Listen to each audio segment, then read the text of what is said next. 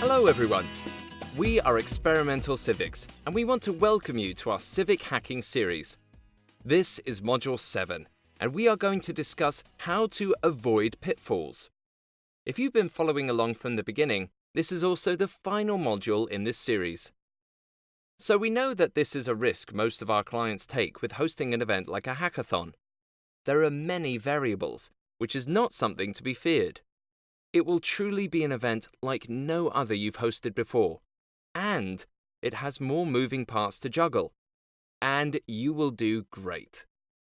Let's talk about how we can avoid failure by starting off asking, how do we recruit successfully? Engagement is the biggest deal. Engagement means a conversation between people. When it comes to your event, you need to understand the audiences that you want to bring in and ensure that you have the messaging to nudge them to join and participate in your event. For example, if your audience is mostly students, then look at events that they attend. Maybe you can incorporate more fun activities, like solving a Rubik's Cube competition. Or maybe you can find ways for them to get extra class credit or community service points for their donation of time and services. The point is that you want to cater to specific audiences and see where their interests lie. So, about a month or so before your event, spread the word. Share event information on your personal and professional networks. Get out there. Attend as many community meetups as you can to talk about your event, discuss the benefits, and explain how people can get involved. Next up, how do we address impactful challenges?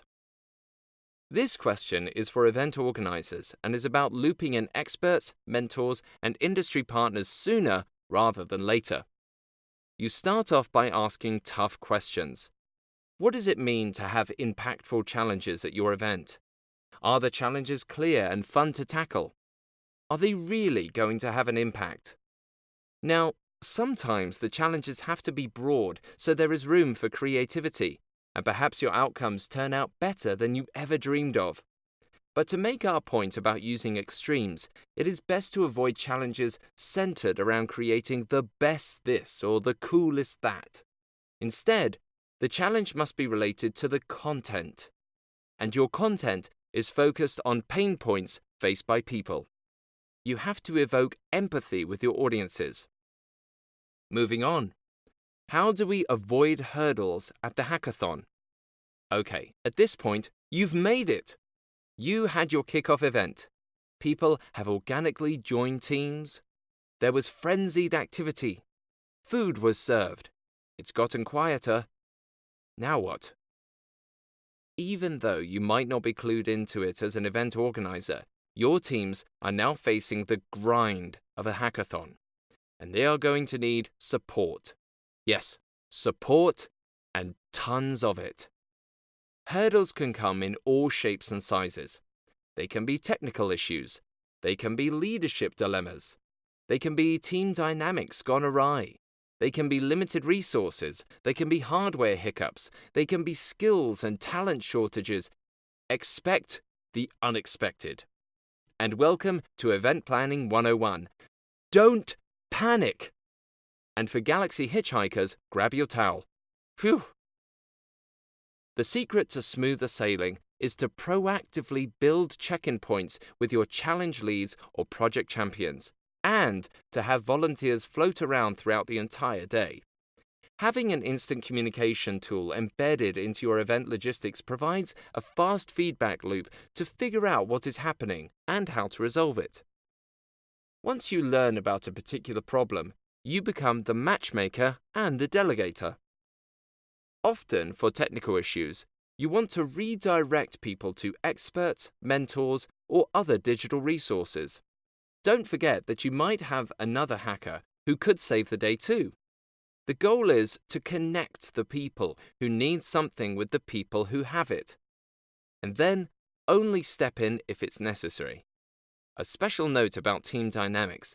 It's always best to have the event organizer, who is the neutral party, tackle listening to everyone and mediating the next steps. We've highlighted a few hurdles because we can't anticipate all of them. Hurdles can't be avoided in time-sensitive events like ours. Sprints are intense, so building and deploying a robust support network for hackers and the organizing crew is critical to overcoming them. Speaking of providing support, how do we deal with vendor management? When you have people hacking in a high-energy environment, they will get hungry. We cannot stress this enough. So having food and refreshments available at meal times, but also snacks and refreshments provided and replenished at all times during your event is of great importance. For event organizers, we often suggest that one person be in charge of vendor management, which means keeping track of all deliveries and items that will fuel your hackers.